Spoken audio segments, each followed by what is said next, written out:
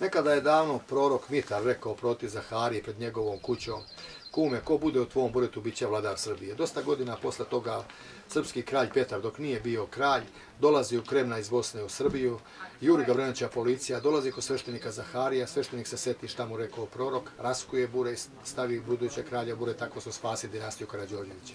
To bure nekog ne pronađeno, reparirala lepa skulpturica iz kralja u buretu, puštena kao turistička animacija.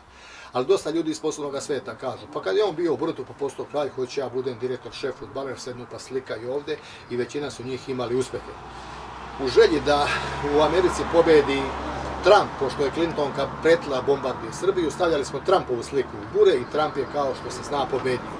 Pisali smo mu pismo preko jednog njegovog izaslanika, pozvali ga da iduće godine poseti Kremna, da sarađuje sa Kremnima da bi pobedio iduće godine. I evo, jasno unapred kažem, ukoliko bude došao, pobedit će, ako ne dođe, neće pobediti, pa da vidimo iduće godine šta će biti.